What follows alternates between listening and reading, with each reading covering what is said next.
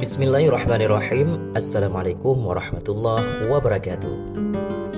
Sahabatku beriman, inilah sosok manusia yang lebih buruk daripada iblis dan juga Fir'aun. Iblis dan Fir'aun adalah dua sosok yang sedang dimusuhi oleh Allah Subhanahu wa Ta'ala. Dua sosok yang dimurkai oleh Allah karena iblis membangkang atas perintah Allah, sedangkan Fir'aun dia meyakinkan dan dia mengaku diri sebagai Tuhan, padahal Allah Subhanahu wa Ta'ala lah Tuhan yang semata-mata. Tidak ada Tuhan selain Dia yang pantas untuk disembah. Namun di balik itu semua, ternyata ada satu makhluk lagi yang lebih buruk daripada mereka berdua. Hal tersebut sebagaimana tercantum dalam sebuah kitab yang akan kami kisahkan pada video kali ini. Maka sebelum kita lanjut kepada videonya, terlebih dahulu jangan lupa sahabat tekan tombol like, komen, dan subscribe channel kami agar kami lebih bersemangat dalam membuat konten kebaikan selanjutnya. Inilah sosok yang lebih buruk daripada iblis dan juga Fir'aun. Bagi orang yang beriman kepada Allah Subhanahu wa Ta'ala dan Rasulullah Muhammad sallallahu alaihi wasallam, iblis dan setan merupakan musuh yang nyata. Dalam Al-Quran pada surah Yasin ayat ke-60, Allah Subhanahu wa Ta'ala telah menegaskan hal itu. Bukankah aku, yaitu Allah, telah memerintahkan kepadamu wahai anak cucu Adam, agar kamu tidak menyembah setan. Sungguh setan itu musuh yang nyata bagi kamu. Iblis merupakan nama sesosok makhluk. Ia adalah nenek moyang dari bangsa jin. Sebagaimana Adam merupakan nenek moyang umat manusia. Seperti jin yang lain, iblis diciptakan Allah dari nyala api. Dalam Al-Quran pada surat Al-A'raf ayat 12, Allah berfirman, "Apakah yang menghalangimu sehingga kamu tidak bersujud kepada Adam ketika aku menyuruhmu?" Lalu iblis menjawab, "Aku lebih baik daripada dia. Engkau ciptakan aku dari api, sedangkan dia engkau ciptakan dari tanah."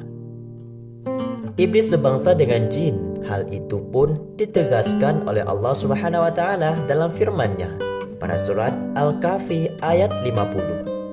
Allah Subhanahu wa Ta'ala berfirman, "Dan ingatlah ketika kami berfirman kepada para malaikat, sujudlah kamu kepada Adam. Maka mereka pun sujud kecuali iblis. Dia adalah dari golongan jin, maka dia mendurhakai perintah Tuhannya."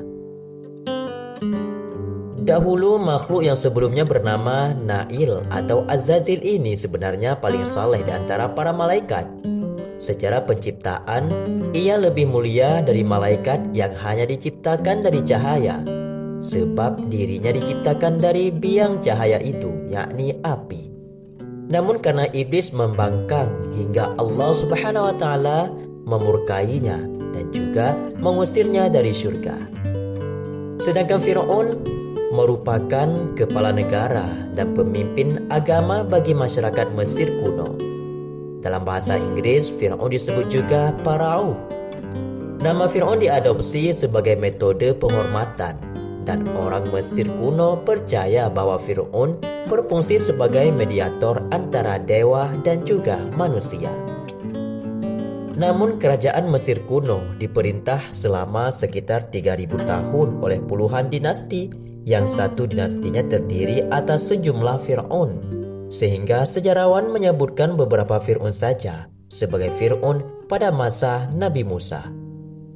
Dia adalah satu orang pertama yang mengklaim ketuhanan, dan dia membuat patung untuk dirinya sendiri di samping dewa Patah dan Amun.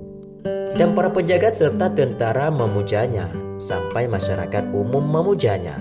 Dan dia dipanggil sebagai banyak gelar, termasuk gelar Tuhan yang baik, Tuhan bumi, Tuhan langit dan bumi, dan juga yang hidup yang juga tidak akan mati, penciptaan yang tidak bersalah, yang kaya, dan juga sebutan-sebutan lainnya. Deskripsi Fir'aun pada era Nabi Musa alaihissalam sesuai dengan Ramses II dari karakter dan juga sifatnya. Pendapat ini juga diperkuat bahwa pada era Ramses II banyak dibangun berbagai bangunan seperti yang dijelaskan dari kisah Nabi Musa. Iblis dan Fir'aun adalah dua makhluk ciptaan Tuhan yang paling buruk yang disebutkan dalam Al-Quran. Dua makhluk tersebut yang hidup di dimensi yang berbeda. Iblis sebagai makhluk gaib, sedangkan Fir'aun makhluk yang hidup di permukaan bumi ini yang mendapat laknat dari Allah Subhanahu wa Ta'ala karena mengaku diri sebagai Tuhan. Namun demikian, ternyata ada juga makhluk yang lebih buruk daripada iblis, sebagaimana tercantum dalam sebuah kitab yang akan kami kisahkan pada video kali ini. Umumnya orang menganggap makhluk yang paling buruk di langit dan juga di bumi adalah iblis. Demikian pula Fir'aun adalah manusia yang paling jahat sedunia. Iblis membangkang dari perintah Tuhan untuk bersujud memberi penghormatan kepada Nabi Adam, sehingga Allah Subhanahu wa Ta'ala melaknatnya untuk selama-lamanya. Fir'aun pun tak mau kalah, justru mengaku-ngaku sebagai Tuhan dan membunuh bayi laki-laki sezamannya yang dikhawatirkan menjadi pesaingnya. Namun demikian, ternyata masih ada makhluk yang lebih buruk dari Fir'aun dan juga iblis, dan lebih jahat daripada iblis dan juga Fir'aun. Siapakah dia? Simak video ini sampai selesai. Dihikayatkan suatu ketika iblis bertandang ke istana Fir'aun dan segera mengetuk pintu. Fir'aun pun yang berada di dalam, dia pun menjawab, "Siapakah itu?" "Aku iblis," jawab iblis. "Kalau kamu benar-benar Tuhan, mestinya kamu tahu siapa aku," jawab iblis ketus dari luar. "Masuk, hai makhluk terlaknat," kata Fir'aun tak kalah kerasnya. Setelah iblis masuk, Fir'aun segera menguji kecerdasan iblis. Lalu Fir'aun bertanya, "Kamu tahu orang yang lebih buruk daripada dirimu dan juga orang yang lebih buruk daripada diriku di muka bumi ini?" tanya Fir'aun. Iblis pun menjawab, "Pasti aku tahu." Dengan penuh percaya diri, iblis menjawab pertanyaan Fir'aun. Lalu Fir'aun pun bertanya lagi, "Kalaupun kamu tahu, siapakah orangnya?" "Orang yang hasud, yaitu orang yang menginginkan hilangnya kenikmatan dan kebahagiaan orang lain. Karena hasud inilah aku dilaknat oleh Tuhan sampai sekarang," jawab iblis dengan penuh ketegasan. Lalu iblis melanjutkan omongannya, "Aku punya tetangga yang selalu menemui ajakan kejahatanku. Lalu kukatakan kepadanya, 'Sungguh aku wajib memenuhi hak permintaan darimu karena kesetiaanmu kepadaku. Maka mintalah hajat atau kebutuhanmu kepadaku,' kata iblis. Si tetangga segera menjawab, 'Iblis, aku ada tetangga yang punya seekor sapi. Bunuhlah, matikanlah sapi itu.' Lalu segera ku jawab, 'Aku tak mampu dan juga tak tega melakukannya. Bagaimana kalau ku beri 10 ekor sapi sebagai gantinya?' 'Tidak, aku hanya ingin kau bunuh sapi itu,' jawab si tetangga, tetap bersikukuh atas permintaannya. Dari sini aku baru tahu bahwa orang yang hasud, yang menginginkan hilangnya kenikmatan orang lain, lebih buruk daripada aku dan juga kamu, yaitu Fir'aun." Pungkas iblis masih penuh keheranan. Kisah ini juga dikisahkan dalam sebuah kitab yang berjudul An-Nawadir karya Syekh Syihabuddin Ahmad Ibnu Salamah Al-Misri Al-Qalyubi Asy-Syafi'i. Beliau mengisahkan dalam kitabnya, suatu kali iblis mendatangi Fir'aun dan berkata kepada Fir'aun, "Apakah kau mengenaliku?" "Ya," sahut Fir'aun.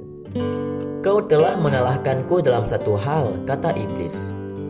Lalu Fir'aun pun dengan penasaran menjawab, "Apakah itu?" Iblis lalu menjawab, "Kelancanganmu mengaku sebagai Tuhan.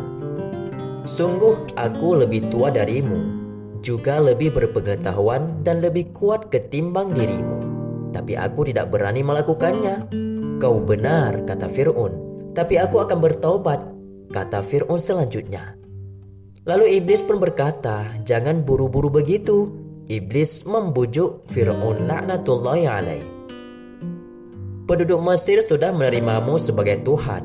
Jika kau bertobat, mereka akan meninggalkanmu, merangkul musuh-musuhmu, dan menghancurkan kekuasaanmu hingga kau tersungkur dalam kehinaan.